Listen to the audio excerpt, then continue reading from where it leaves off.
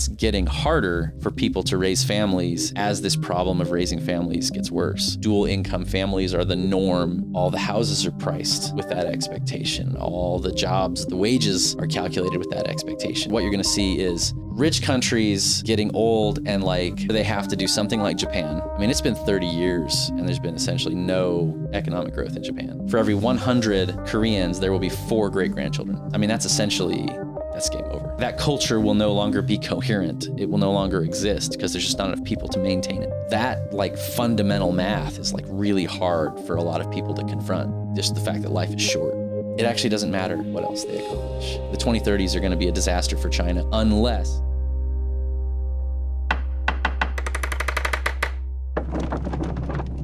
See, it was a long journey. Meandering bouts of shitty tech sales jobs and unemployment in my early to mid 20s, and then decided to start writing about Bitcoin in 2017. That ultimately turned into this, and here we are, nice. 8 years later almost, in Austin, Texas. That's great, man. You had a crazy uncle?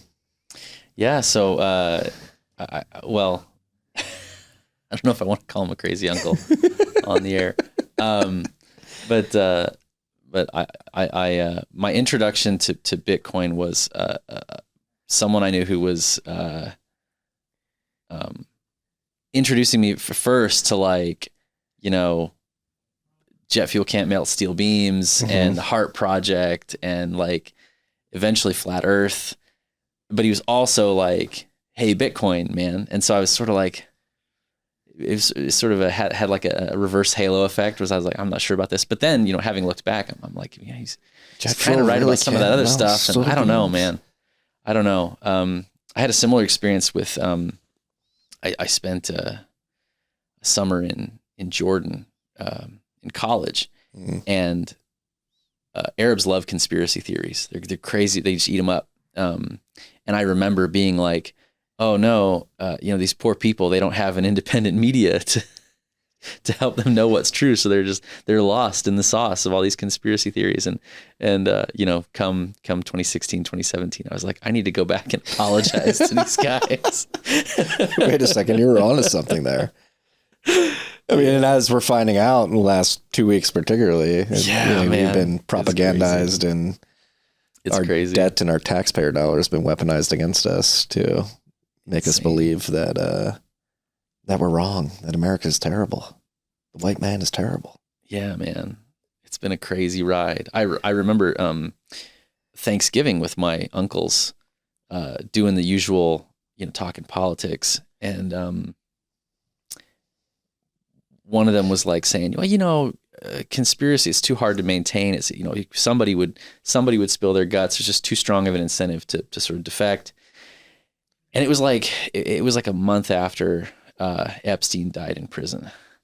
And I was like, I don't know, it kind of seems like it can be maintained. It kind of seems like that kind of thing is possible. So like, I don't know what's true anymore. And yeah, a lot of things have cracked open in the last couple of years. Yeah. I've had many. My nickname on the show is Marty Jones, so I've gone down all the rabbit holes, and I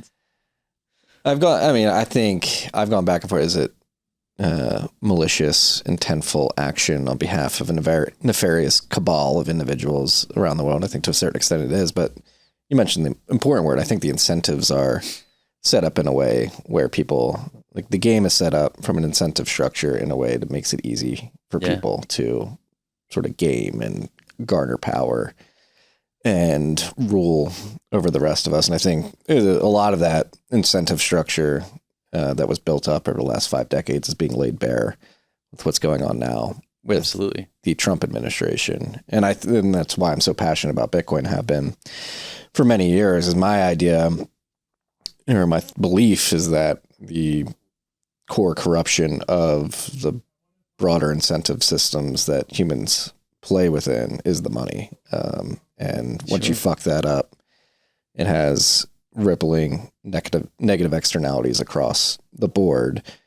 One thing, which I mentioned to you in DMs, which I truly believe is family formation, and totally the subject that I really want to dive in deep with you today is this whole concept of natalism. You're throwing a conference here in Austin next month on the subject. I remember last year, it was the first time you did it was last year. Right? Yeah, well, it was 2023, but it was December 23. Yeah. Okay, yeah. So like a year and a month ago, a number of individuals who attended the conference actually stopped by here, either between the 2 days or after some of the talks, and they were talking about how great it was. And so Joe Rogers, shout out to Joe Rogers for tagging me in one of the tweets he sent out late last week and saying you should get involved. I was like, oh, I remember people talking about this Natalism conference. I'd love to chat about it because it's a big topic in the news right now too.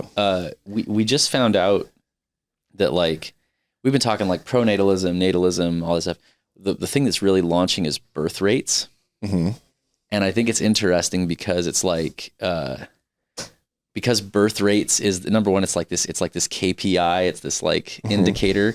And what's really interesting about that is like there's a cohort of people who are like, because they love KPIs, they're like, look at this dangerous KPI. The big line is going in the wrong direction.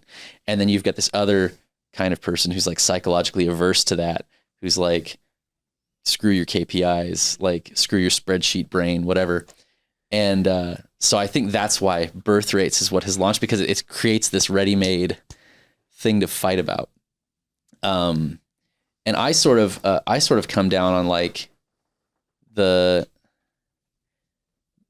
spiritual side of it and like the psychological side of it and like meaning side of it is what matters to me, and it's what matters to my family and the people I care about. The spreadsheets is why like people with money, people with power, why they should care about it, because it's kind of coming for them. Mm-hmm. And it's like if you don't create a situation in which ordinary people can solve their ordinary problems, those problems are going to compound and aggregate into something that's a big problem for you. And so yeah, I see both sides of it, but yeah, it's definitely been in the zeitgeist with the baby mama drama of late. What are your thoughts on that? This whole is bringing back a Genghis Khan like conquer and spread your seed mentality. It's definitely not my approach. Neither is it mine. No. I mean, I think people like that are always going to be weird. And that's not even me saying like it's okay or I approve of it or I disapprove of it. It's me saying like there are always going to be super strange people doing super strange things. And so like if there's a problem with it, it's maybe the fact that ordinary people may perhaps like look to that as an example and be like, this is workable for me. And it's like, I'm not sure it's workable for him. It's definitely not workable for you. Like this is definitely not something you should build a template around. No. And I am a strong believer in the sanctity and the importance of the nuclear family. And I think more about the kids. Yes. Which is, and who knows, maybe he's some enigmatic character that like he is the richest man in the world, and maybe many outside observers will be like, oh, it's okay for him to do it, and we need his genetics spread. And I guess what I would say is that was always going to make him a really weird dad. Yeah, like regardless of whatever else, regardless of how he structured it, he was going to be a weird dad, and that's so like it's like trying to pass judgment on like a space alien. Like I you know what I mean? Like it has nothing to do with me. But yeah, like for me and for my kids and the life that I want for them, I definitely want to be present with my kids. So for me, the reason I got into this all was basically, I started a group called Exit, which is built around, it's a fraternity basically built around how do we have grandkids? How do we make sure that and the reason it's grandkids and not kids is because if you have, like, lots of people can have kids, anybody can have kids. There's like sperm donors who are like Genghis Khan reproductively successful, right? But that's not exactly the point. And so to have grandkids is to say that your thing iterated, like it completed a loop, and you passed it down. You raised your kids such that they wanted to reinstantiate what you built, which I think that's sort of the real bottleneck that we're passing through. Because there's lots of conservatives who have kids who are not having grandkids, and there's lots of there's lots of sort of accidental kids, and that's not what we're aiming for. We're aiming for something that iterates, something that works through time. And I think what works is families. And so yeah, that's definitely my perspective. Yeah. I'll open up a little bit more about mine. I don't know if I've talked about this too much on the show, but I was mentioning before, I come from like a big Irish Catholic family. My mom was one of 8. I have 25 first cousins, and we're all essentially brothers and sisters. And we congregate every summer at the vacation spot that we grew up going to. And we're very fortunate that our parents set a good example, particularly around the nuclear and extended family, where we're still to this day pretty tight knit. Like, we're my kids and their kids. We just tell them to call them cousins, and they act like we did when we were kids. And it's great.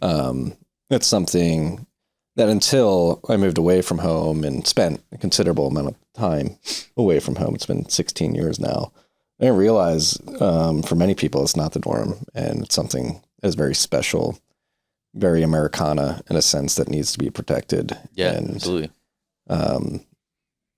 I feel very fortunate to have had that experience. And now, as I have children and grow my family and talk to my wife about what we want to do, it's like, we want to make sure that we pass that down. And and I often wonder, like, I took it for granted for most of my life. I think particularly up until I had kids, and then looked around, I was like, holy shit, like, what we have is special. And from what I understand, the way my parents talk, grandparents, aunts, uncles talk about it, like, it wasn't always that way. Like, that was the norm, at least where I grew up in the Northeast section of Philadelphia. Yeah. That was, so my dad's side is Irish Catholic, and my mom's side is Latter-day Saints. So it's two very big families with very different dynamics, but sharing that vibe. We used to go to Texoma as a kid, and all the cousins. And part of what's changed is not only the just collapse of cousins, you just don't have as many cousins, but also the geolocation, being actually together is a challenge. And I think that's sort of what a lot of people are trying to figure out with like remote work and with the sort of political sorting that's happening. People are like trying to figure out where they want to plant their feet. And how do you build? You probably can't go back, right? You probably can't just, revert to an earlier save, but how do you reclaim some of those good experiences that we grew up with? I think we might've been the last generation to have that be relatively normal. Damn. That's sad.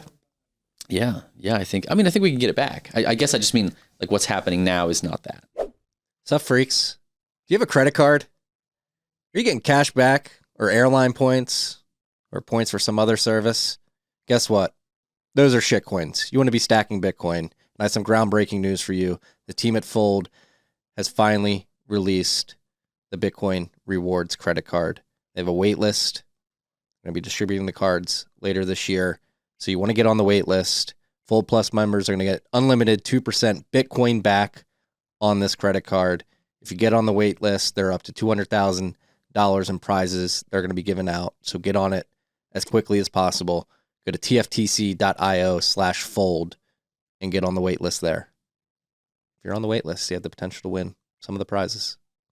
Check it out. Sup, freaks? This rip of TFTC was brought to you by our good friends at Bitkey. Bitkey makes Bitcoin easy to use and hard to lose. It is a hardware wallet that natively embeds into a 2 or 3 multi-sig. You have one key on the hardware wallet, one key on your mobile device, and Block stores a key in the cloud for you. This is an incredible hardware device for your friends and family, or maybe yourself, who have Bitcoin on exchanges and have for a long time, but haven't taken the step to self-custody because they're worried about the complications of setting up a private public key pair, securing that seed phrase, setting up a PIN, setting up a passphrase. Again, Bitkey makes it easy to use, hard to lose. It's the easiest 0 to 1 step, your first step to self-custody. If you have friends and family on the exchanges who haven't moved it off, tell them to pick up a Bitkey. Go to bitkey.world, use the key TFTC20 at checkout for 20% off your order.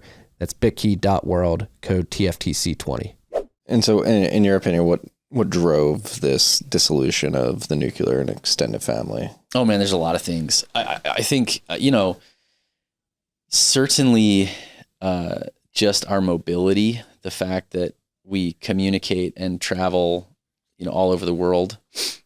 Certainly it has to do with the insinuation of the state into our basic relationships, a lack of sense of belonging and ownership and sovereignty in our families. Because people invest in things that this is Bitcoin, right? They invest in things they can really own and hold and be responsible for. And increasingly, it's kind of you'll own nothing and you'll be happy world. Mm-hmm. And like under those circumstances, it's very difficult for people to feel that it's worth the investment to have kids. And that's not like, sometimes that gets characterized as like, oh yeah, your great grandpa needed farm labor, or he needed someone to take care of him in his old age, and that's why he had kids. And it's a fact that like, families did depend on each other economically. Like that was true, but that wasn't why you did it. Mm-hmm. Like it's bigger than that. And it has to do with, are we building something together? Do we belong to each other? Are we meaningfully a thing in ourselves, or are we just sort of fading into the background radiation of the monoculture? Like, are we just sort of economic units, or, isolated individuals? Yeah. And that's millennial, early 30s, mm-hmm. Many cousins, older and younger. So like I've got a good spectrum of data points just in that group. And then obviously broadly outside my broader social structure. And that's one thing I've been really trying to figure out. And is it more social, these apps, the ability to have mobility to move wherever, the normalization of going off to college mm-hmm. en masse, is it really driving that, or is it economic, or is it a combination of the two? Because one thing I've talked a lot about on this show and written about, I think the dating apps have been terrible. Absolutely. In the sense that they create this market for optionality, where if in the back of your mind, it's like, oh, I can always swipe right for another. There's always another option out there. Mm-hmm. It creates this mental inability to actually make a commitment from a decision perspective. And it also just, even if you are prepared to do that, it makes it difficult to find someone else who's prepared to do that. There's a game theory element to it that's really, really challenging for men and women. Men get weeded out at the beginning of the funnel, the top of the funnel, where it's just swipe left. You don't get a hearing. And women get opted out or swept basically in the what are we phase.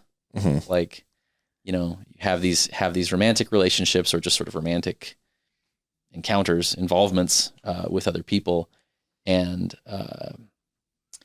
especially when that person is like, it's what is happening essentially is that like 80% of women are competing for like the top 15 or 20% of men. And when someone like that is willing to spend time with you and have sex with you and do all those things, it's very tempting to believe like, well, maybe there's a version of the world in which this leads to marriage. And it's like, in most cases, probably not. And so that sort of interferes with the process of people connecting in ways that actually will lead to marriage and family. And all these things are like, it all goes in the pot. Like, it's all a piece of it. Like, certainly the fact that we can just very easily take a pill to avoid pregnancy, certainly that matters. Certainly the fact that we have the dual income families are the norm in America, and like all the houses are priced with that expectation. All the jobs, the wages are calculated with that expectation. Everything is predicated on a dual income family, which basically like Elizabeth Warren wrote The Two Income Trap, which is like it's a crazy based book for like Elizabeth Warren. But it's basically like, you know, women, when they went into the workforce, first of all, the wages were depressed. And then because the kids are staying at home or they're in daycare, like number one, you got to pay for the daycare and you got to get a second car. But the biggest piece is you have to get a house that's in a good school district and in a good neighborhood, because you're like, you know, we're going to sort of abdicate our ownership over the acculturation and the education of the kids. We're going to hand that off. And so it better be really good. And so there's this intense competition for like the nicest neighborhoods with the best schools, those are positional goods. They're inherently, you can't just have all the schools be good schools. There's a best school. And that's where the competition is the fiercest. And so all of these things conspire to create a situation where really like the economic cap for like a normal 2-income, median income family is 2 kids, because after that, the daycare math stops making sense. Mm-hmm. And so, you know, in order to have sort of replacement fertility, 2.1 TFR, you have to have half the population having more than 2 kids. And we're nowhere near that. So that's sort of what's causing this this decline, which then sort of inverts. You mentioned, I don't know if we were on the air for this, but you mentioned the money. Once you corrupt the money, you corrupt all sorts of downstream things. When fertility is, when the expectation of like secular decline, secular stagnation is baked in because of population decline, because there's only 2 ways an economy can grow, right? It can grow through productivity per worker or more workers, right? Mm-hmm. So if you are saying we're going to have massive declines and accelerating declines in the number of workers, well then in order to keep up, you have to have this massive increase in productivity, which doesn't happen. And so you lose that expectation of growth, which means all of these economic structures that are predicated on leverage and predicated on the expectation of future returns, they don't just stall or weaken or they actually like invert. They actually like collapse. Mm-hmm. You mentioned kind of getting red pilled by 2008. It's kind of a similar situation. It's not a decline. It's a crash. It's a collapse. And places like, so the 2008 housing bubble is a good example, because like you could just, as long as you could just keep paying your mortgage, if you waited till I think 2012, mm-hmm. in most markets, you were back, at least back to whole. You weren't underwater. And, but what's happened in China is they've built, it's like twice as much housing as they need, basically. And the fact is, there's no catching up to that supply. There's never going to be enough Chinese people to live in those houses. So the value of those investments it's not decline. It's not going to recover. It's zero. Yeah.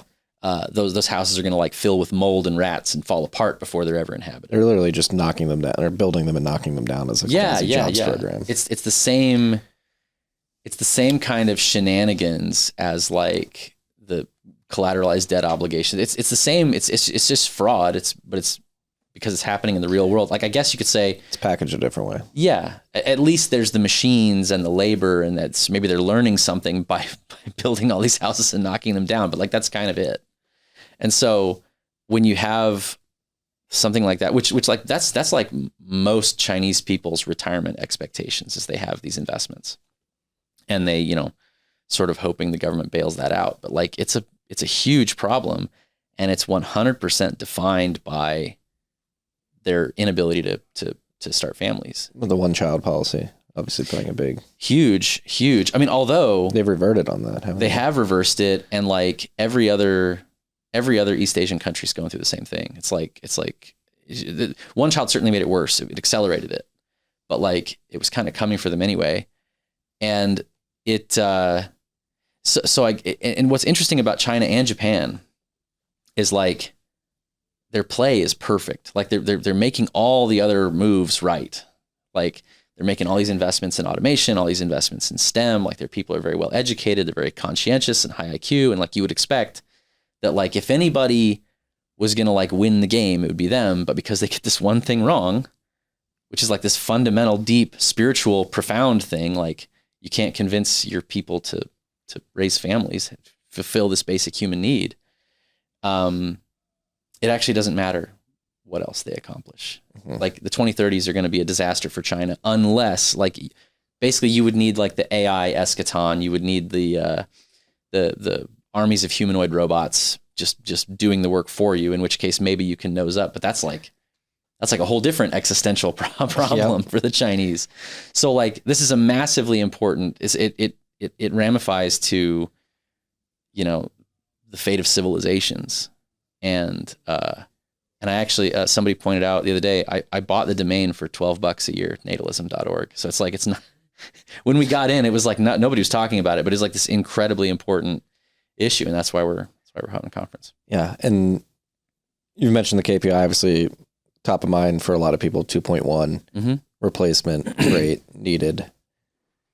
China, Japan, bad, but just like in your mind, like to quantify the severity of the situation globally, how would you put into context the danger that lies ahead if things don't change drastically globally? Yeah. So, well, there's danger and there's opportunities. And I want to be clear about that, because like a lot of what we're going to be talking about at the conference is like, anytime that you're trying to, trade faster than like the investment banker who's got his like computer hooked up right next to the exchange so that the electrons can get there faster. Like that's kind of a sucker's game. We had that book right next to Flash Boys. Oh, Tell nice. us all about that. But if you can be taking bets that these big institutions not only don't see, but can't see, then there's all kinds of opportunities that open up. And so, I mean, I can talk about the gloom and doom and the catastrophizing. That's certainly real. Essentially, what you're going to see is rich countries getting old, and like either they have to do something like Japan, where they go through. I mean, it's been 30 years, and there's been essentially no economic growth in Japan.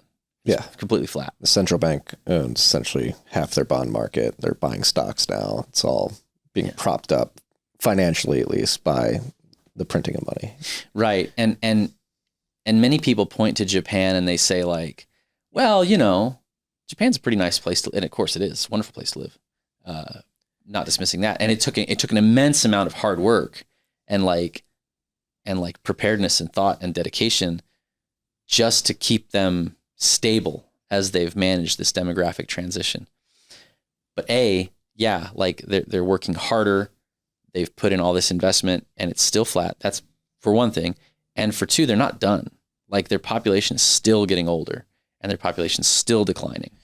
Like they've sort of passed the crest, but now they're on the steep decline. It doesn't recover because the more, have you seen that? There's that political cartoon of the kid and he's holding the student loan debt and the boomer's like, I'm not paying for that. And the next page is he's got Social Security on his back. And it's like he's getting hit from both ends. He's got to cover both sides of it. And that's what's happening is essentially it's getting harder for people to raise families as this problem of raising families gets worse. And so, it's this accelerating trend unless you find a way to nose out of it. And you know, so we talk about Japan. That's like best case, no immigration, full automation. Like that's how they're handling it. Maybe other countries can pull that off. Maybe they can't. Korea is very similar, but they're actually deeper in the fertility. It's like 0.7 TFR per woman, which is very, very low. Basically, it means for every 100 Koreans, there will be 4 great-grandchildren, which that's essentially, that's game over. That's like, that culture will no longer be coherent. It will no longer exist because there's just not enough people to maintain it. Holy shit. Yeah, it's crazy. It's crazy. And, you know, people can say, well, you're extrapolating too far into the future. Maybe it'll recover. And it's like, well, but it keeps going further down. Like there's no reason to assume it'll even stabilize here. So, anyway, those are some options. There's also the American and European model, which is we'll just pump it with immigration, right? Which hasn't been working too well. No, there's several things wrong with it. Like, even if you just like as a matter of spirituality and aesthetics and meaning, you say like, well, one economic widget is as good as another, one labor unit, right? Which I don't agree with that practically or morally. But even if you stipulate that, these immigrants, number one, they don't have even replacement fertility in their home countries. Like that TFR in Latin America is at replacement and falling. So like we're gonna run out of other people's kids. We're not gonna be able to maintain just sucking up all the young blood from the whole rest of the world. And like, these countries are going to reach a point where they have to think about like, where are young people? How are they, who's going to take care of grandma? Yeah. And like in Japan, that you can maybe answer that question with robots, but like not in Guatemala or Bhutan. You know what I mean? Like these countries are getting old before they get rich.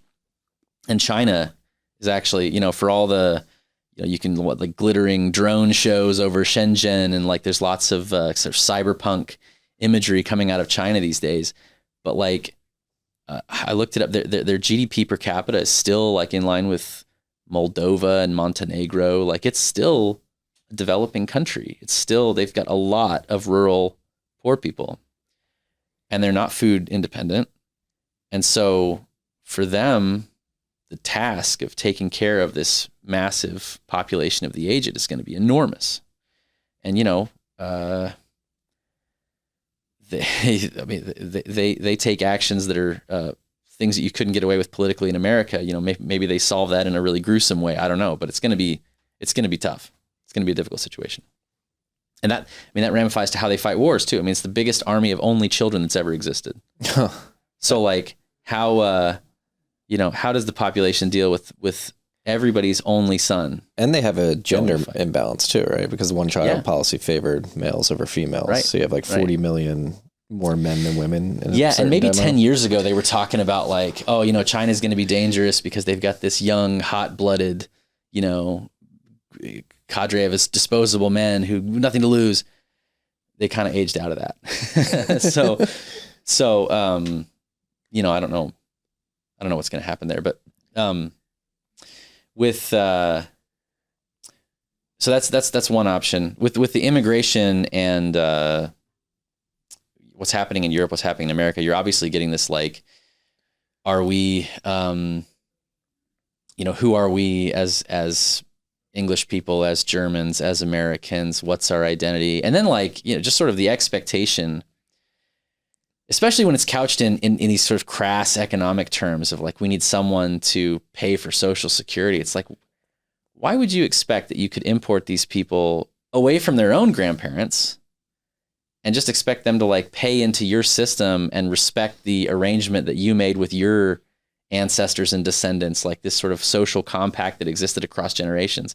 Why would you expect them to honor that? Why would they have any obligation to honor that? So yeah, that's really not workable, and it's going to collapse in a different way. Yeah, and you can see that play out in the data in the form of remittance data. Yeah. Right. It's not going into Social Security. It's going back to where they came from. Right. In a lot of places. Right.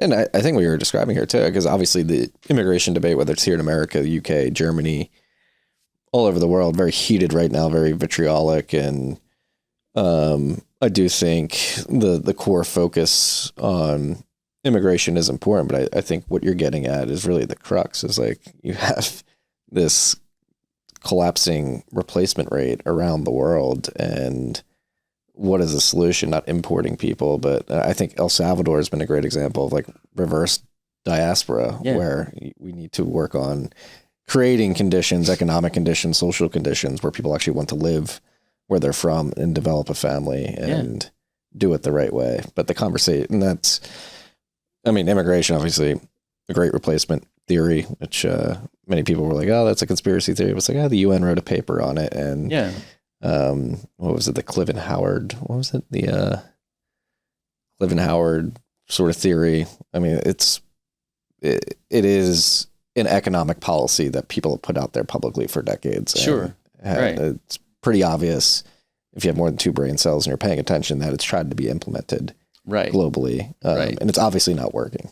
And the sort of the strongest case I can make for the, like, you know, it's not really happening take is like, they could say, you know, well, we just don't, you know, we don't really enforce immigration law, and like it happens to be this useful thing, and like it happens to like it's a good thing, but it's not a conspiracy. It's just sort of like people want to come here, and that like, but even that, it's very mealy mouth. Like they clearly like it clearly benefits their political team to have a dependent class that's sort of their only tie to, I mean, that's from Machiavelli, right? Like you know, obviously a tyrant prefers foreigners because they're sort of attached to him and dependent on him, and they you know,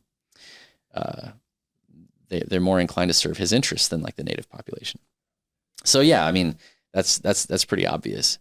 Sup, freaks? The rules of the game have changed. The first 30 days of the Trump administration have ushered in a massive shift in Bitcoin policy. Regulatory clarity is emerging, institutions are stepping in, and America could be on the cusp of a national strategic Bitcoin reserve. Join Unchained for an exclusive online event with Connor Brown, counsel to U.S. Senator Cynthia Lummis, Preston Pish, and Matt Pines from the Bitcoin Policy Institute on February 25th at noon Eastern. The event will cover what's changed, how it impacts your generational wealth, and what might be coming next. Don't get left behind. Secure your spot now. Sign up at unchained.com/TFTC. Again, that's unchained.com/TFTC.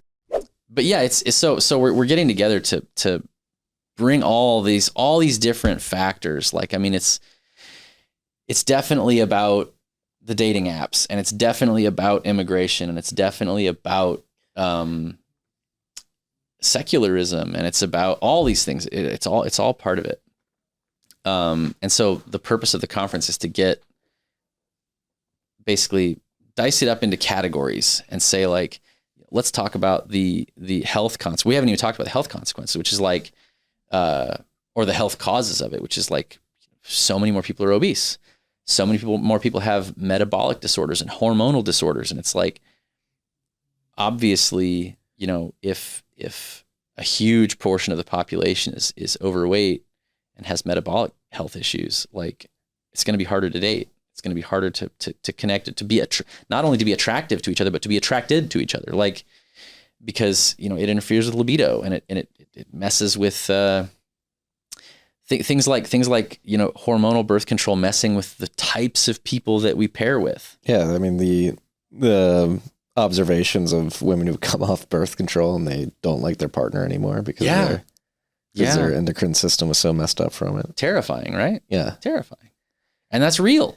And it's like, you know, we've just sort of polluted that system in a really serious way. And so we've got people coming to talk. So we got like Raw Egg Nationalist. He's a guy who is concerned about those things. And he's going to come talk about, you know, the issue of declining sperm counts and reproductive health. And so that's one piece of it. Then there's the dating issue. And we've got a guy who built essentially a matchmaking app to come talk about what he's doing. And, you know, what is like, is dating apps, are dating apps just like sort of a flawed form factor? Like, do they just sort of fail intrinsically to accomplish this goal? Or is there some way to make like a good dating app? You know, jury's still out on that. But then, you know, why is it also difficult for people to get married? And that's a really deep one, because so we've got Britt Benjamin, who's going to come talk about marriage law. She's a divorce attorney, and she did this great presentation last year about basically it's the most important agreement that most people are ever going to enter into is their marriage, but it's like completely unenforceable as a contract. Like, it obviously, divorce has extreme financial consequences and social consequences, but the terms of the contract themselves are like, those are like toothless. There's very little you can do except just snap the line, get divorced. And so people, men and women, are like terrified to get married, and sort of reasonably. And so it's about how do you make that contract do what contracts are supposed to do, which is not to coerce people into arrangements they don't want, but to set the terms and make sure that everybody's on the same page when they come together, so that they're not surprised later on, and they're not like, there's no sort of obscure expectations, right? I didn't realize this was a big holdup for people. Huge holdup. Getting married in the first place. Oh yeah, no. In fact, like if you look at, one of the speakers last year, Stephen Shaw, was talking about how basically it's if the fertility rate is like 1.6, 1.5 in the US right now or something like that, it's not actually all the households having 1.5 kids. It's more like families who have kids having 2, 3, 4, 5. That's a very, sharp declining tail, right? Mm-hmm. But there's this huge portion having zero. And it's like, I think it's like 40% of millennials. It's something like that. It's some huge number that are basically never going to have kids.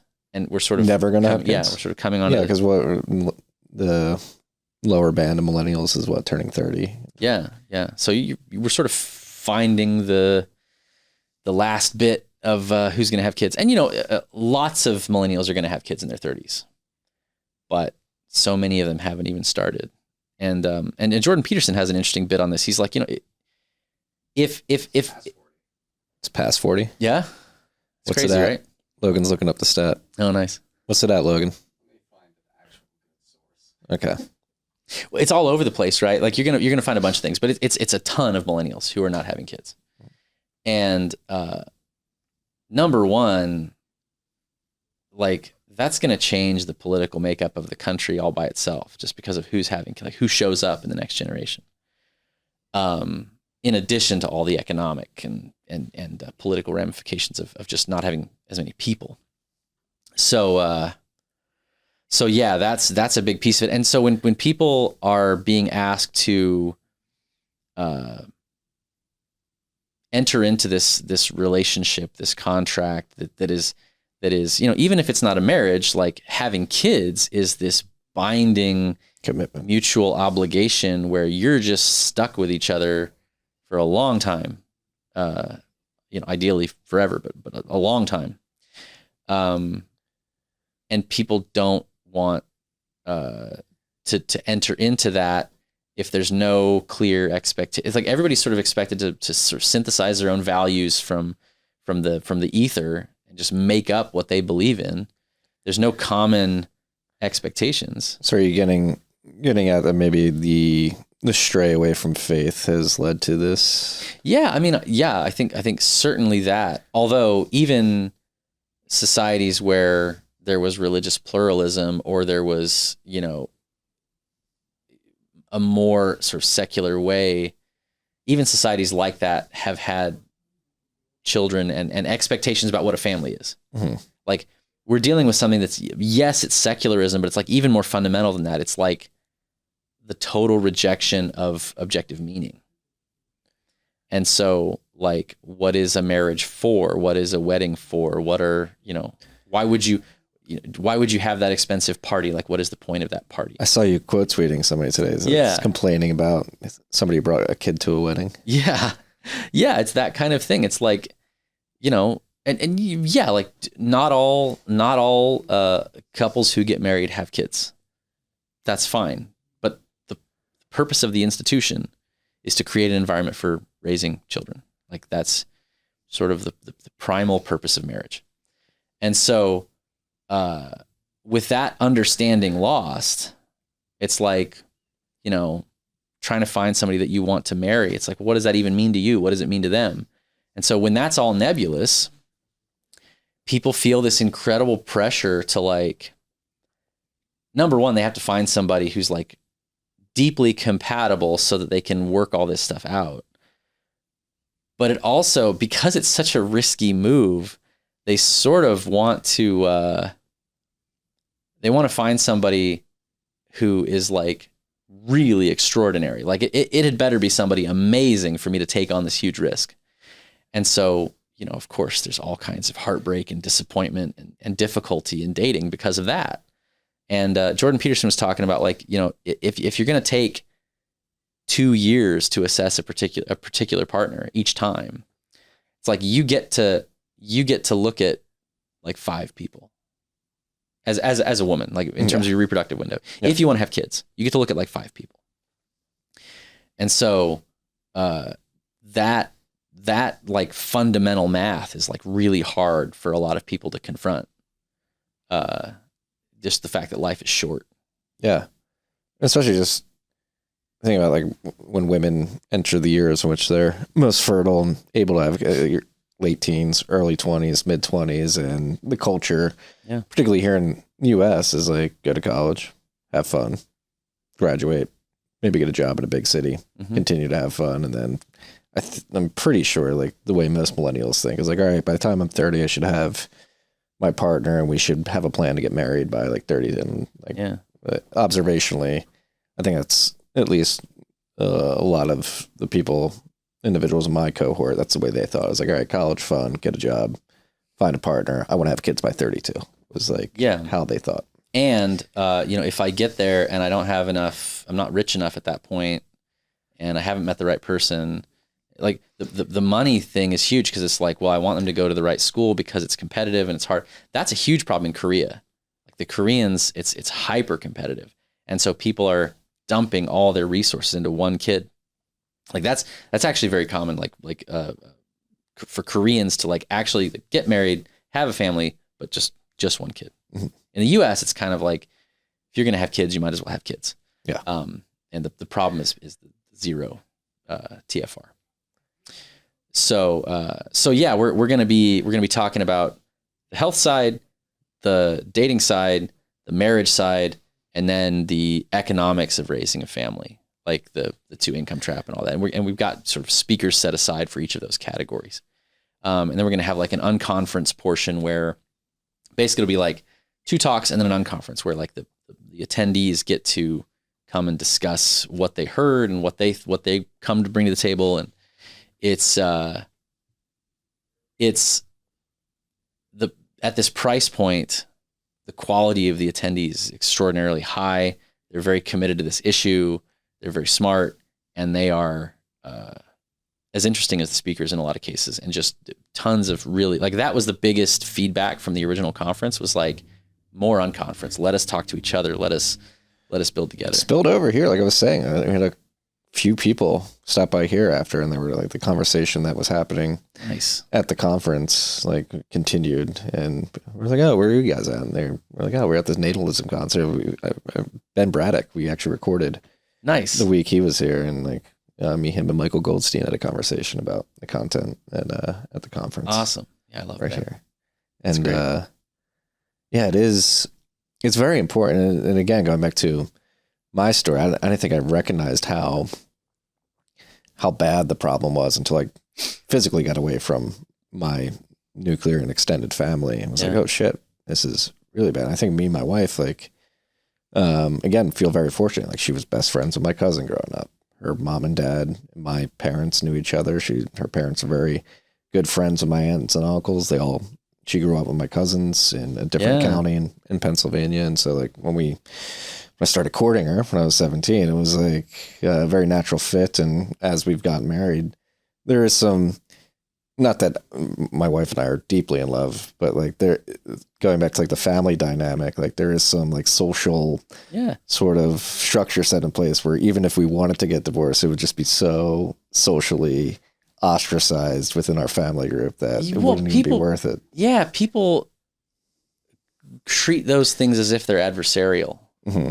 That the idea of that there's a social context that sort of keeps you channeled, that's at odds with sort of the serendipity and the magic and the beauty of love. I don't think so at all. I don't think it is at all. I think it actually helps you to find each other, helps you to focus, it maintains the ability to build that. Like what's happening now is total diffusion and total, like nobody's making, it's not like we tore down all those rules and everybody suddenly became, deeply, passionately, vibrantly in love. It's completely the opposite. It's this completely sexless, not sexless, but unerotic culture. And so you mentioned having this big extended family. I think that's how you solve the there's so many information problems now. It's not just finding a spouse. There's so many problems now where the information environment is so overwhelming. There's so much optionality. There's so much possibility that one person can't possibly assess it all. And you're finding that people sort of spontaneously are gravitating toward these affinity groups where some of that search can be sort of crowdsourced and there's more nodes in the network and richer connections are possible. And I think it's sort of a rebirth of community within the new technological environment. Like we sort of had this deterritorialization where we were sort of broken loose from these categories defined by geography. And now we're trying to rebuild on these grounds of affinity. And so like a lot of what I see is like what I want to get out of the conference personally is I want to connect with the kind of people that I want to introduce my wife and kids to, because I want my kids to have really solid playmates and mentors and peers and rivals and people who challenge them. And then eventually, so the way I would put it is like, you may have heard the saying like, if you want to know what your kids will be like, they're going to be like your spouse. You pick your spouse on the basis of like, this is someone I want my kids to be like. I think the way you pick your grandkids is you pick your tribe, because your tribe is who your kids are going to marry. The people that you work with and socialize with and interact with and go to church with, like that's who your kids are going to marry. If you do it right. And so what I want to do is I want to make sure that I have great, admirable, excellent kids, and that they meet other admirable, excellent kids, and they have excellent grandbabies. And because fundamentally, I think that's sort of like this bottleneck that we're passing through is extreme. Yeah. We're going to need to be on our game. Yeah. And my wife and I joke about it quite often. It's like, we're pretty, because we're not in arranged marriage, but like you could squint and look at our situation. Like, was that arranged? It wasn't. It was natural. But we joke like we're pro arranged marriage because just thinking about how easy our life through the courting and marriage process and having children has been made because of the integration of our families is I don't think you should discount that. Like it is something that is very undervalued and that you should search for if you're out there looking for a mate. Like depend on these networks, these filtering systems. Yeah. I think even more or less normal people, like they don't have to be like weird political people like me. I think most people, if you describe like what would be your ideal dating situation, how would you like to meet your spouse, what they will describe is something that is like a essentially the modern version of arranged marriage, which is like your mom and all your aunts get together and they sort of put together some dossiers, right? Mm-hmm. And then you choose from the dossiers, right? Like I think the search part and the soul searching of like, is this person really a fit? If you have lots of people who know you from the outside and understand you and love you and have your best interests at heart, like at minimum, if you have that group of people telling you like, go ahead, green flag, that I think would make it so much more easy to relax for a lot of people. And this is something that I've talked about. It's a little bit strange, but like, part of the reason why I didn't want to do too much doom and gloom on the issue is that a huge part of the dance of mating, for lack of a better term, that is being disrupted right now is the looseness, the fun, the casualness, the openness. I've talked about this in a couple other places, but like the fact that you could like be sending some amorous tweets to a girl, and those might be broadcast on Instagram the next day. That's a huge disruptor of the dance. And because you kind of need to get into... Is she going to put me on blast? Yeah. Well, and you could, because the whole point is that you need to be in this like relaxed, kind of irrational, emotional headspace to flirt and connect. I mean, that's why bars exist, right? Like so I'm a Latter-day Saint. I don't drink, but like it's clear the reason that bars exist is because people need to be in a relaxed, low-key state for things like that to happen. And so it's not a facilitator I would use, but it's a facilitator. Mm-hmm. And so the fact that we are under constant observation, the fact that we are constantly in artificial, highly legible, like panopticon environments where our moves can always be judged as like death to libido and eroticism and connection between people. Yeah. And we're not going to do them. We're not going to do them. I think another white pill. I think people, I do truly, maybe it's the X bubble that we're in, the Twitter bubble that we're in, or the political bubble that we're in, whatever it may be. But I think millennials particularly are waking up to it. There's plenty of women particularly that I know in my extended network that have woken up to like, holy shit. Mm-hmm. I started this process too late. And you're beginning to see people vocal. I'm sure you saw the TikTok that went semi-viral of those people sitting in the circle. And you had the girl there saying, like, I was taught to go to college, be a girl boss, get a job, and all I want now that I've done that, like, I hate it. And all I want is a husband and some children and take care of them. Yeah. And I think there is some sort of natural reversion to the mean, at least socially, where people are like, wait a second, maybe we fucked this up and need to begin rethinking about that. And I know that's happening in the millennial generation. I'm just curious if that's, and I don't know if you have the answer to this, but if the Gen Z is looking ahead to us, being like, maybe we shouldn't repeat the mistakes that they did. I think it's taking an interesting shape, which is, I think that they are, they're much less careerist than any living generation, right? They're like, clearly the answers aren't there. And that, in some cases, has led to a kind of like nihilism. Mm-hmm. It's like, it's not the career thing and it's not anything else. Yeah. But I think in a lot of cases, it's like, it's leading to this like searching, spiritual searching. And, yeah, I mean, the fact that I don't think that we're going to get back to, well, I don't think we ever get back to anything. Like I think time only goes in one direction.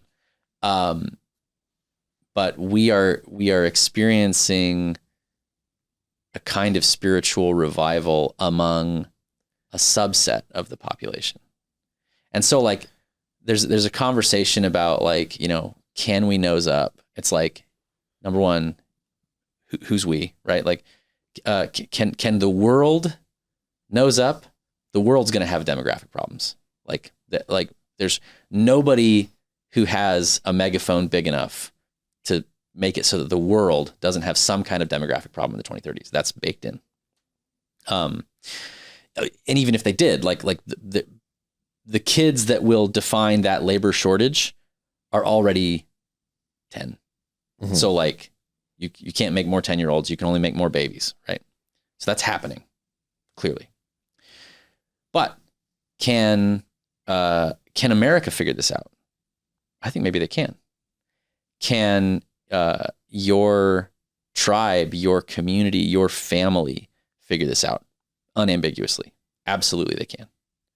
And in fact, the fact that we are, the fact that there are certain phenomena that the institutions that sort of run the world as it is right now can't see.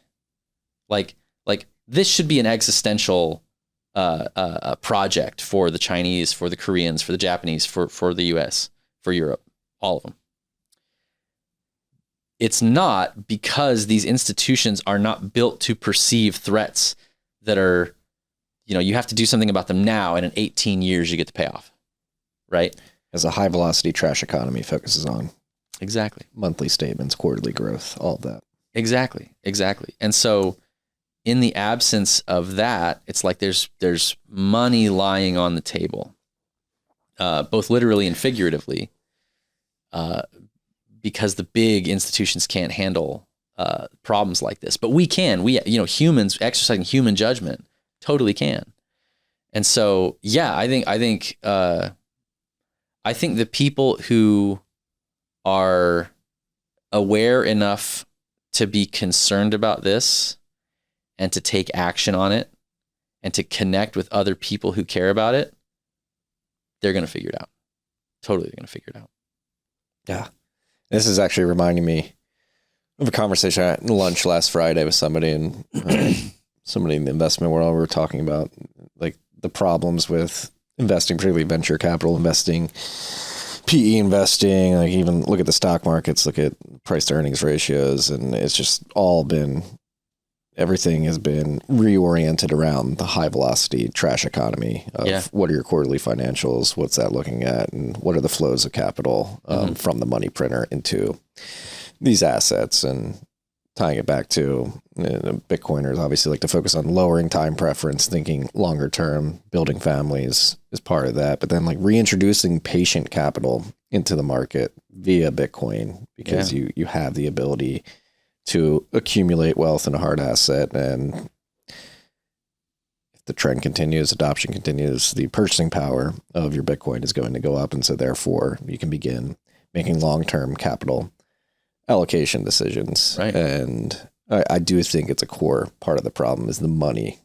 People talk about the economic situation more broadly and the fact that two people, two parents in the workforce, sending kids to daycare, inflation's running, it's harder to keep up. Like if we had good money, you have the ability to actually be productive, save, and watch that purchasing power increase. It's like, all right, mom, come back to the home, take care of the kids. And then when it comes to like rebuilding, maybe not even rebuilding, to your point, like you don't go back, like reorienting the world around institutions that are developed by people with this long-term mindset. Like the money, good money is going to need to be part of that solution.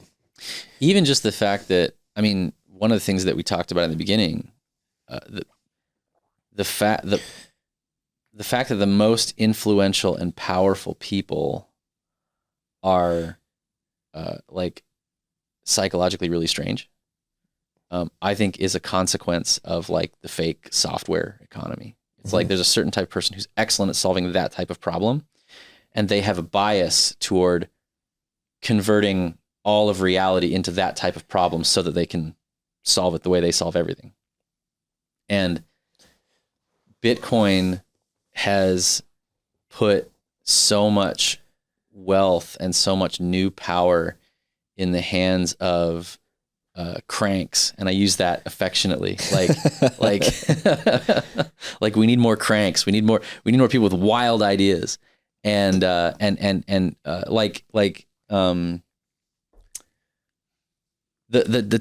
tech boom led to an inversion of like the jock nerd dichotomy. But it was like the nerds had to like pile into the paradigm of making money. It was like the nerds who were useful to that system, who could sort of tend the managerial machines. And that's why, I mean, that's in my view, that's why small tech is like tends to be right wing, and big tech tends to be like big blue blob, fake and gay.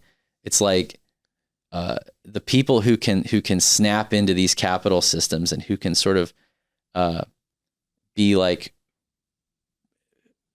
who can excel within that frame, who can stay within that frame. That's who has money. But with Bitcoin, you know, it's anybody who holds Bitcoin, right? Like it's just anybody. So like Diogenes could not be a tech billionaire, but he could totally be a Bitcoin billionaire, right? Like guy sitting in a urn, right? Like that opens up all kinds of possibilities. Yeah. And I don't want to harp too much on my personal story, but I do truly believe, like without Bitcoin, like I said, I got into Bitcoin relatively early, was smart enough, maybe fortunate enough, lucky enough to squirrel away a little bit per paycheck in my early 20s. Like I was telling you before we hit record, like I had a bout of unemployment right before I started this media company. I was unemployed for like 18 months. And Bitcoin at that point, so this was like late 2015 into 2017. At that point, like Bitcoin in 2015 went all the way down to 180, but then towards the end of 2016, started going back up, and I took some odd jobs, made some money on the side, and made it a point not to sell the Bitcoin. But then I got to the point where I was with my wife for many years at that point. I was like, we need to get married. And Bitcoin gave me the confidence to get married, having that savings that I built up over the course of 4 or 5 years at that point. I said, fuck it. It's time to get married. Let's get married. Let's start a family. And I don't know if I had been able to make that same decision if I didn't have that like safety net of the savings that I'd built up in my early 20s. And individual situations are individual, but like in the aggregate, it's obvious. Like people don't breed in a cage. They don't start families if they're not in control of their lives. And so few people feel like they're in control of their lives. And I think you're right that it's connected to the economic system that we live under and who's in power because of that. And I think Bitcoin's a profoundly disruptive technology. The architecture of just blockchains in general creates the possibility of the possibility of privacy. The fact that you can do things and be things that are nobody's business. Yep. Like that's immensely powerful, and it's an immense return to a more natural way of life. Because like even the most tyrannical, even the most powerful autocrats of the pre-modern era had nowhere near the surveillance and enforcement tools that our state has. Yeah. Not even close. And it's not just the state. It's like, again, the fact that your date can like put you on blast on Instagram, like that's part of the whole panopticon. Like it's not just the state, it's this whole thing. Yeah. It's like the girl blasting you on Twitter. She's like I don't want to say SS agent, but like an external operative for the surveillance state. Right. For who, right? Like, and that's what you were talking about with like incentives. Like it's not necessarily that it's a cabal. It's just that the incentives flow a certain way. Yeah. And that was actually, I'm sure you saw it, but Sam Hyde's monologue towards his letter to Elon Musk particularly. And that was the one section that really stood out to me was like, what are we competing against China on? Like, do we want this digital panopticon? Right. Do we want these just inputs, cogs in the machine in the economy? And I think it is time. And honestly, there's never been a better time with this current administration. I mean, J.D. Vance going explicitly saying humans are not economic inputs in some machine that you just put them in was just incredible to see. Yeah. And I think the way Sam phrased that as monologue, I do think we do need to have the conversation as Americans, particularly with this administration. I think Trump administration should think deeply about this too. Like, what are we competing against China on? Like, what KPIs? Is it birth rate? Is it energy output? I think we need to get more focus on the social side of things. Like, what is an America? What is a strong America? Yeah. And I think falling back to being able to form these strong nuclear and extended families and these tribes beyond that is something that we should really begin to shift the narrative toward. Totally. And that's why I'm happy you're starting this conference. Well, thanks, man. It connects to the Elon thing, it connects to China, it connects to Bitcoin. Like the fact that if your answer, if your framework, if your structure, no matter what else it gets right, if it's not convincing young people to fall in love and have kids, it's failing. It's going to fail, because it's just people. It's the purpose of a society or a community or a state should be the people of that society. And like if they're opting out of existence, something's gone wrong. You're messing it up. And so yeah, that's what we want to talk about. And it's going to be an incredible group of people. I'm really excited to hear like the Bitcoin angle, like in depth, at the conference. Cause I think, and I hope we get a lot of Bitcoin people to come, because I think, so last round we had sort of, a lot of tech people and a lot of people who are sort of right-leaning tech people. So a lot of them were into Bitcoin. And then we had like a big kind of trad, contingent. It almost kind of presaged the Trump coalition in some ways. It was like people who clearly were like, oh, we need to find a way to work together. Here. Right. But we didn't have any explicit, like, let's talk about the money, which I think is it's a tremendous addition. Yeah, it's extremely important.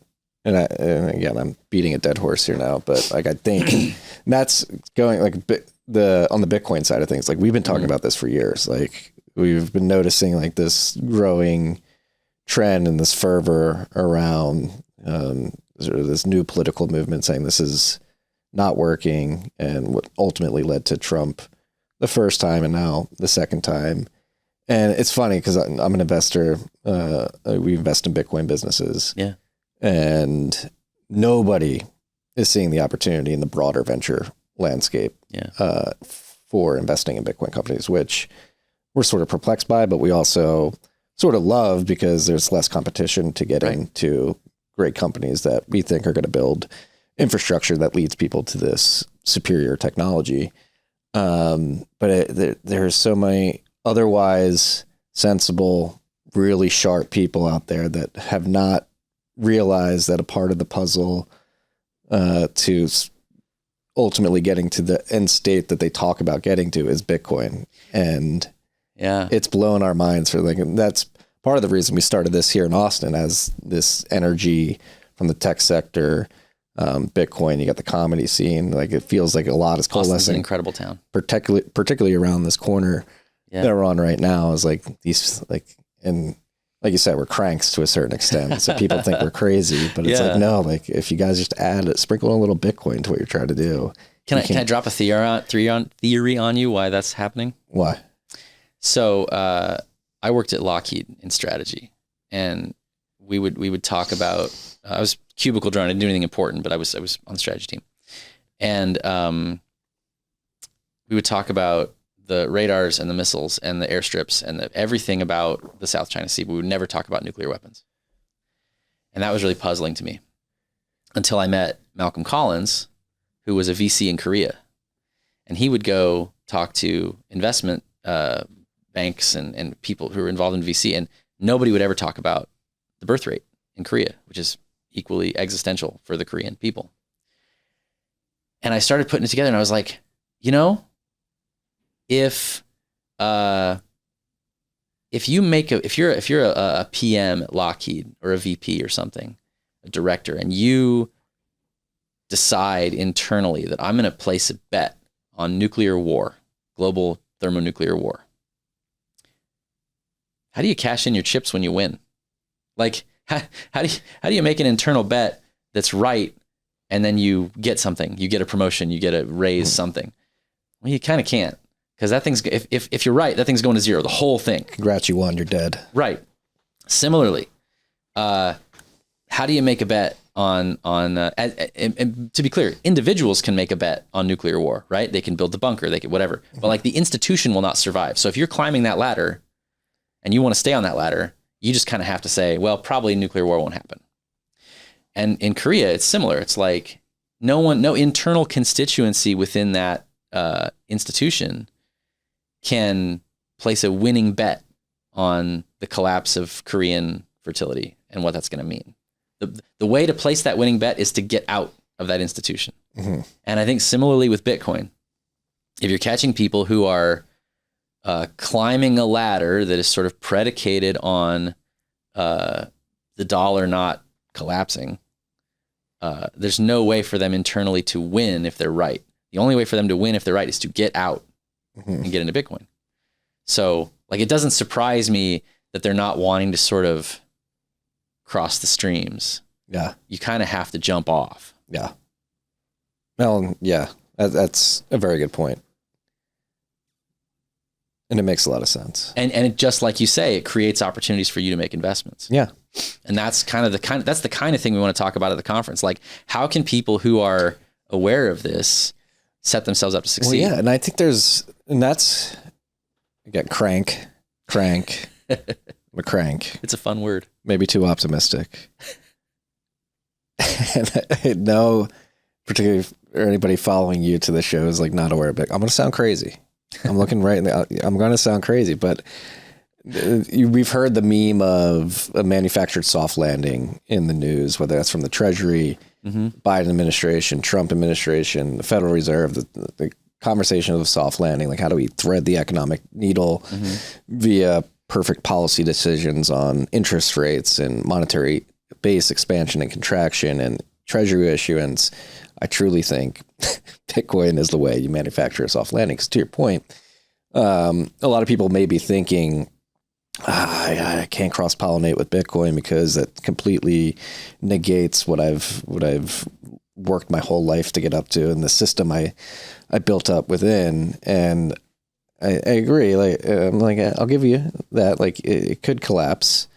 I do think Bitcoin is superior, and ultimately the system that you built your career in and the way it wired your brain is a completely wrong view of the world. A decade, 2 decades from now, I think it's going to look completely different, but you're going to have this transitionary period. And bringing it back, the system that we've built up, particularly financially within the banking system, is just filled with a bunch of shit debt that needs to be recapitalized, refinanced, essentially. And we're beginning to see the beginnings of it. I mean, you can see it in MicroStrategy with their convertible debt. We've got a portfolio company that's underwriting commercial real estate loans where it's dual collateralized with the property and Bitcoin. Like, they're saying, all right, we're going to give you cash to refi, pay off your existing mortgage. Here's a little cash to make some changes to the property, upgrade it, and here's some cash to buy Bitcoin to hold within the loan structure. And it's a 10-year loan. The longer you hold the loan, the more Bitcoin you get at the end. So you sort of incentivize people to stay in, pay it off, create income, make sure they're running a good business. And so while I get the feeling and understand the feeling of people in that world saying, I can't get into Bitcoin because it will collapse everything I do. It's like, it could if you don't do it the right way. But there is this sort of like, you can just inject Bitcoin little by little and transition into this harder money by recapitalizing the shit debt with better collateral in the form of Bitcoin. Right. I think that would be how you'd have to think about it. You'd have to give them an escape hatch. Yeah. Yeah. That's fascinating. Yeah. I think that's the right approach. Yeah. Sorry. I talked a lot. I don't know how deep down the Bitcoin rabbit hole you are. I'm not terribly, I mean, I hold it, but I'm not in that world. And that's why I'm excited is, again, going back to whether it's like the VC world, finance world, but I think I've talked to like Ben about this and others. I've talked to the guys at the Blaze about this. Like, I think, and I hate to make it political, but like, it is very obvious, like the conservative movement that has these goals that they want to get to. And I think a lot of people on the conservative side of the aisle are missing, like, Bitcoin is a tool to help bring about that ultimate goal that you're striving toward. Absolutely. Absolutely. I think a lot of Republicans and Republican money are sort of getting shook loose by the sort of the new paradigm. And it's a really exciting time. I've been reaching out to politicians and basically saying like, look, this is I am interested to hear from anybody on any political persuasion. All I care about is like survival and flourishing and thriving. And I want everybody to do it. Like, by the way, like a lot of people have this like triumphalism about like, we're going to outbreed the libs or whatever because they're not having kids. That's true, but I think it's bad. Like, yeah. I like the temperaments, the types of people who are currently chasing experiences and chasing careers and not having kids. Many of these people are incredibly productive, incredibly creative, and like they create beauty and utility and all kinds of good things that I think we should have and that we want. And so I don't actually want to see them wiped out. Like I want them to figure this out and get on side. Having said that,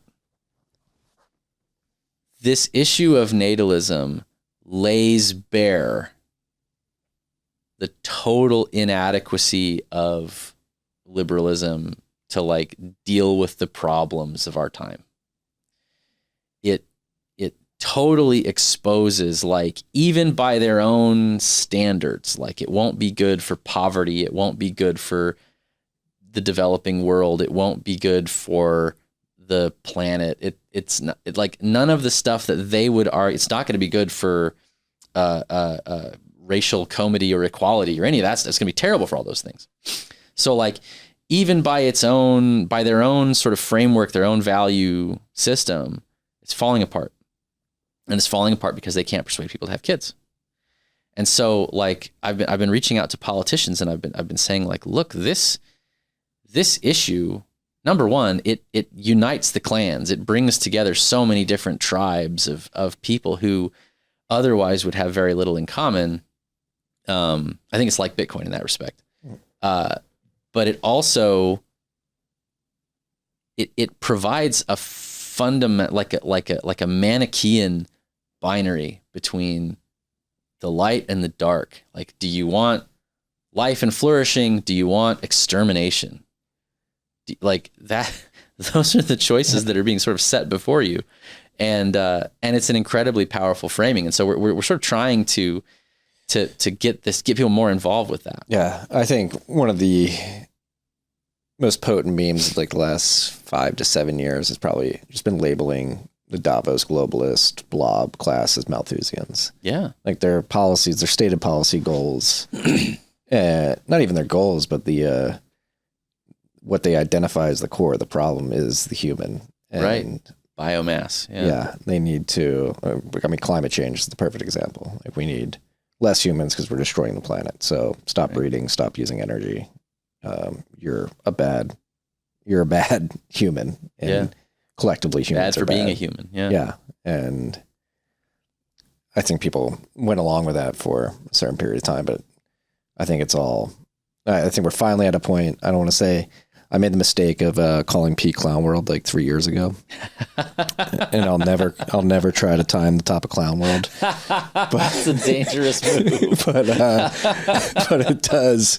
I get ragged on a lot for that. That Pete Clown World call. Pete Clown World. So I'm not going to call Pete Clown World, but I will say it does seem like many people are coming to their senses. Like this is the Malthusian frame is wrong, and we need to reorient. And with the USAID thing, it's shocking how much work has gone into pushing that. Do you know how many? I heard this recently. Do you know how many times Paul Ehrlich, Population Bomb, wrote the book about everything's gonna that's where Soylent Green comes from. Yep, we're gonna live in trash world just because there's gonna be too many people.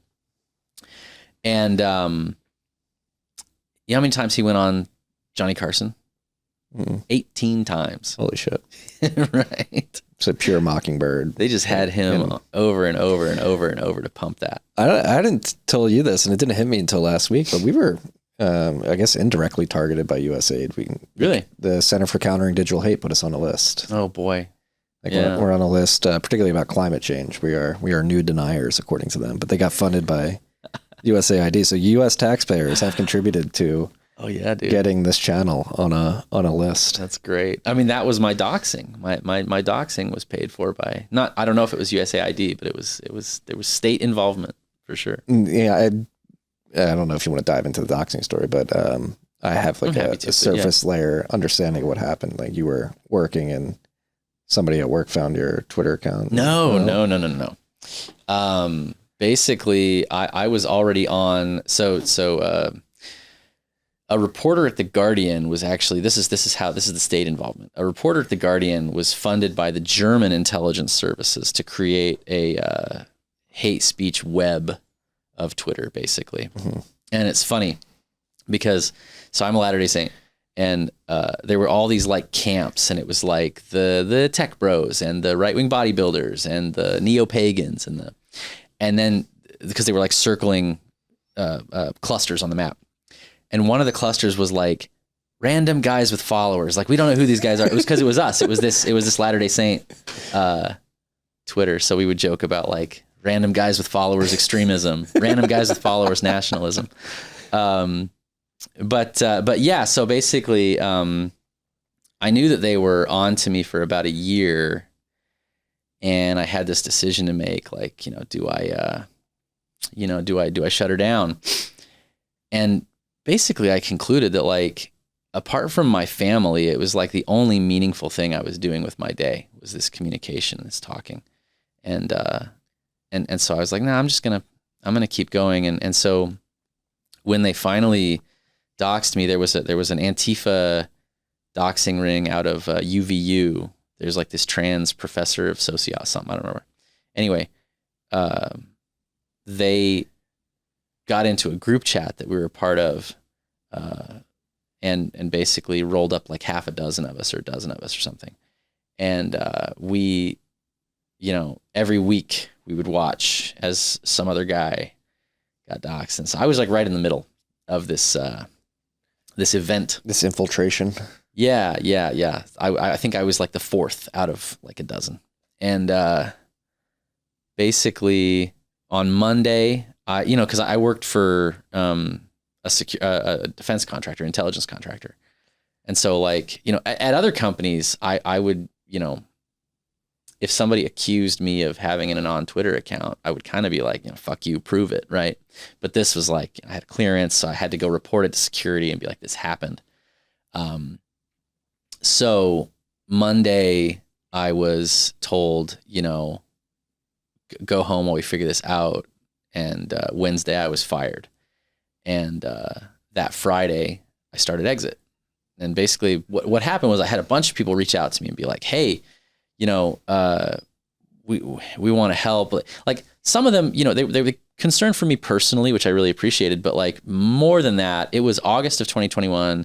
It was right as the vax mandates were coming out. It was kind of not peak woke, but it was kind of a really dark period, a low point. Mm-hmm.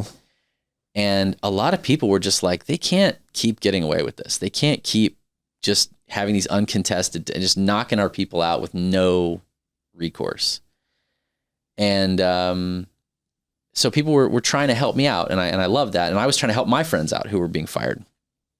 And I thought, instead of me just taking one of these jobs, what if we just all got together and we started to like work on this problem, which not the problem of doxing per se, but just the problem that we were totally at the mercy of these people who hated us. How could we be more sovereign? How could we build something that we were really in control of? And toward that end, so we got together. I had 70 guys sign up in the first 2 weeks, which is incredible. So I was like, all right, I'm on to something.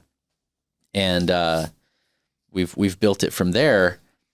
But we quickly realized, like, what are we actually doing here? Why do we feel the need to like run our mouths on the internet? Like, what are we fighting for? Why are we opposed to this system? And I would talk to people of various faiths, and like some of these guys aren't religious. They're like Nietzschean vitalists or whatever, and whom I respect. Love those guys. But we were like, what are we about together? And it's like, well, if we don't speak up, if we don't fight back, they're going to sterilize our kids. They're going to make it so that we can't continue what we're doing, because what we are doing, what we have is a threat to that power and our ability to speak.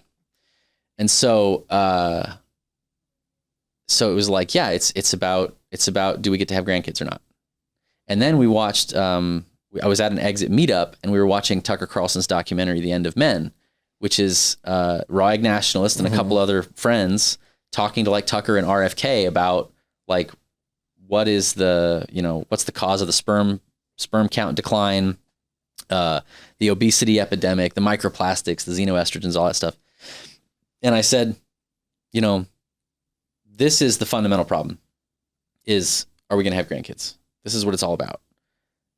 Why don't we get people together to talk about that as a big picture issue, not just the medical side of it, but the sociological, the ideological.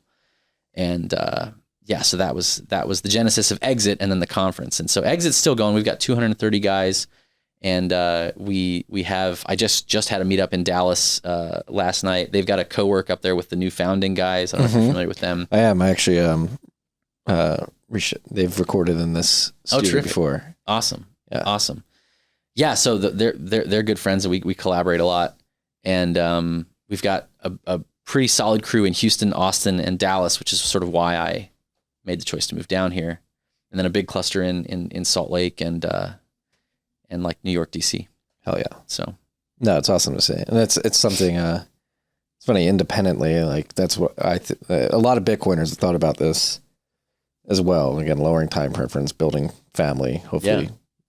Like many Bitcoiners talk in like the context of like, how do you build generational wealth and then pass it down? Right. So that's something I'm fascinated about as a topic just in general. It's just the transfer of wealth over generations and how do you actually set up things so that your kids don't blow it and your grandkids don't blow it. And one of our guys is actually an estate planning attorney who that's his whole game is how do I help you structure your business so that your kids can inherit it and pass, and it becomes a patrimony, a meaningful patrimony. Yeah. And more importantly, like how do you instill the values where it's all part of it. Kids aren't brats and they want to contribute to the family business or feel pride in the wealth and responsibility to preserve, hopefully grow it and pass it on to their kids. He would say that he did a whole presentation to the guys. It was tremendous. But he would say that the families that are the most successful in instilling that are families that take responsibility for some component of their community that's like in line with their business arrangements, but also sort of in line with their values. Like I think he was talking about, I can't remember the nature of their business, but it had something to do with water treatment or processing or something. And like apparently there's a family that like their whole thing is like, we're responsible for the Trinity River in Dallas. And it's our job to take care of that river. And so like having a generational vocation almost. Yeah, generational vocation is a good word for it. Like something to be about that isn't just like filling dad's shoes, because that's obviously time bound and a pretty like imperfect target. Yeah, that's actually really interesting. Yeah, I'll put you in touch with him. This has been great. I know you got to get out of here. I can't wait for the conference. And, man, it's going to be a great time. Natalism.org. Natalism.org. Where else can people go? Natalism.org on Twitter is probably the best place to find. And then I'm Extra Dead JCB. I've been doing a lot of the sort of natalism posting. So yeah, those places. And then exitgroup.us is for the group. If anybody's interested in that. But yeah, it's March 28th and 29th here in Austin, Texas, downtown. And we're going to do like offer code Marty for 10% off. So yeah, come on down. Check it out. Kevin, thank you. You're crushing it, dude. Thanks, man. Peace and love.